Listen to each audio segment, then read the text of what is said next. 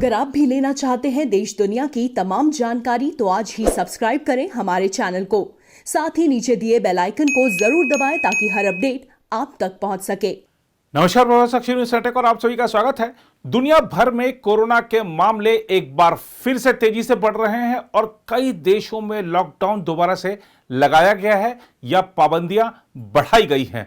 भारत में भी कोरोना ने एक बार फिर से पलटी मारी है और अब तक देश में कोरोना के मामले 90 लाख को पार कर गए हैं। यही नहीं, गुजरात के अहमदाबाद में तो नाइट कर्फ्यू लगाने की घोषणा कर दी गई है। दिल्ली में भी मिनी लॉकडाउन की बात चली। ऐसे में अब सवाल यह है कि क्या लोगों की ओर से बरती जा रही लापरवाही को देखते हुए राज्य सरकारें पाबंदियां बढ़ाएंगी? आज की इस रिपोर्ट में आपको यह भी बताएंगे कि कोरोना की वैक्सीन कब आ रही है और यह पहले किन लोगों को मिलेगी और इसका संभावित मूल्य क्या हो सकता है।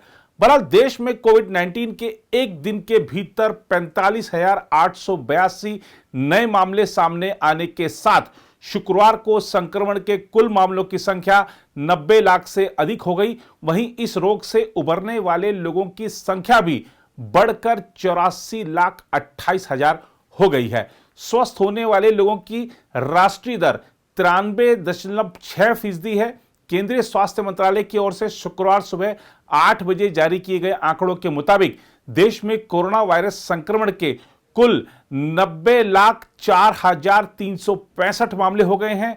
24 घंटे के भीतर संक्रमण के कारण और 584 लोगों की मृत्यु हुई, जिसके कारण मरने वाले लोगों की संख्या बढ़कर 1,32,162 हो गई है। कोरोना वायरस संक्रमण से मरने वालों की दर कम होकर 1.46% रह गई है। आंकड़ों के मुताबिक देश में कोरोना वायरस से संक्रमित 4,43,794 लोगों का इलाज इस समय चल रहा है, जो संक्रमण के कुल मामलों का 4.92% है। भारतीय आयुर्विज्ञान अनुसंधान परिषद के मुताबिक 20 नवंबर तक 12,95,91,786 नमूनों की कोविड-19 संबंधी जांच की जा चुकी है।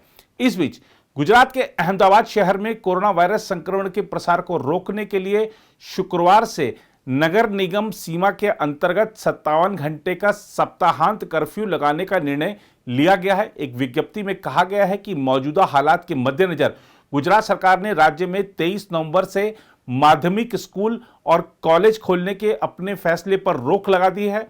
अधिकारियों ने कहा कि अहमदाबाद शहर में शुक्रवार 20 नवंबर रात 9 बजे से कर्फ्यू शुरू होगा, जो सोमवार 23 नवंबर सुबह 6 बजे तक जारी रहेगा। अतिरिक्त मुख्य सचिव राजीव कुमार गुप्ता ने कहा कि इस पूर्ण कर्फ्यू के दौरान केवल दूध और दवा की दुकानें ही खुली रहेंगी। राजीव कुमार गुप्ता को गुजरात सरकार ने विशेष कार्याधिकारी नियुक्त किया है और उनका काम अहमदाबाद नगर पालिका के कोरोना वायरस संक्रमण संबंधी कामकाज की निगरानी करना है। उधर दिल्ली में कोरोना बेकाबू होता जा रहा है, जिससे अस्पताल अब खुद बीमार नजर आ रहे हैं।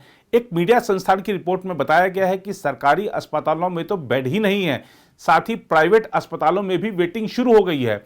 दिल्ली में कोरोना के आंकड़ों की बात करें तो गुरुवार को कोविड-19 के 7,546 नए मामले आने से संक्रमितों की संख्या 5,10,630 से अधिक हो गई, जबकि 98 और मरीजों की मृत्यु हो जाने से मृतकों की संख्या 8,041 हो गई है।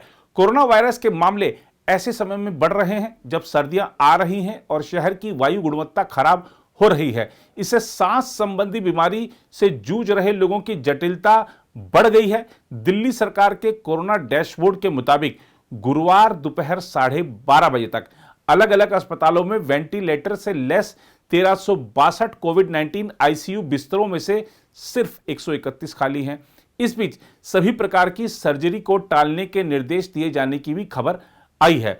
उधर टीका बनाने वाली company serum institute of India के मुख्य कार्यकारी अधिकारी आदार पूनावाला ने कहा है कि स्वास्थ्य कर्मियों और बुजुर्गों के लिए ऑक्सफोर्ड कोविड-19 का टीका अगले वर्ष फरवरी तक और आम लोगों के लिए अप्रैल तक उपलब्ध होना चाहिए। इसके साथ ही उन्होंने कहा कि जनता को जरूरी 2 खुराक की कीमत अधिकतम 1,000 रुपए होगी, लेकिन यह परीक्षण के अंतिम नतीजों और नियामक की मंजूरी पर निर्भर करेगा।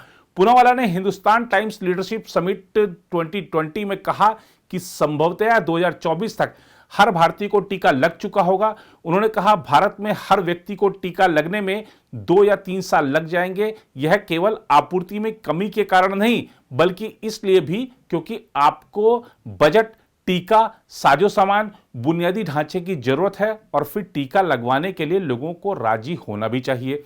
और यह वे कारक हैं जो पूरी आबादी के 80-90% लोगों को टीकाकरण के लिए जरूरी है। ऑक्सफोर्ड विश्वविद्यालय द्वारा विकसित वैक्सीन कोविशील्ड के विकास में भारत की सीरम इंस्टीट्यूट ऑफ इंडिया की साझेदारी है। पूनावाला ने यह भी कहा कि भारत सरकार को यह वैक्सीन 220 रुपए में उपलब्ध कराई जा सकती है ताकि इसे अधिक से अधिक लोगों को मुहैया कराया जा सके। राजधानी दिल्ली में मास्क नहीं लगाने पर जुर्माना राशि बढ़ाकर 500 से 2000 रुपए कर दी गई है। आइए आपको दिखाते हैं लोग इस पर क्या कह रहे हैं। बिल्कुल सहमत रखते हैं क्योंकि दिल्ली में जिस तरह ना मतलब लोग उतना वो उस तरीके से करते नहीं है, मतलब जितना करना चाहिए, इतना छूट जितना हम लोग को मिला हुआ है, अब सरकार भी हमारे लिए तो कर रही है, अब हम खुद के लिए नहीं करेंगे तो वो फिर गलत है ना। तो ये स्टाफ तो बहुत, अगर इससे आदमी अगर सुधर जाता है तो फिर हम वो है ना, तो वो ठीक रहता है। जुर्माना तो शुरू से ही 500 रुपये का किया था और दिवाली से पहले भी काफ़ी लोग ऐसी लापरवाही करते थे। मार्केट में हम भी जाते हैं, जैसे हम सदर भी गए थे, चांदनी चौक भी जाते हैं, तो वहाँ पे हमने देखा कम से कम 25% मास्क लोग नहीं लगा रहे थे। ठीक है, उसके बाद लोगों ने काफ़ी लापरवाही कर दी और दिवाली पर तो कुछ ज़्यादा ही था। जैसे बाज़ार लगते हैं, डेली बाज़ार लगते हैं, उसमें भी काफ़ी भीड़ होती है, तो उस वजह से और बीमारी ज़्यादा हो गई।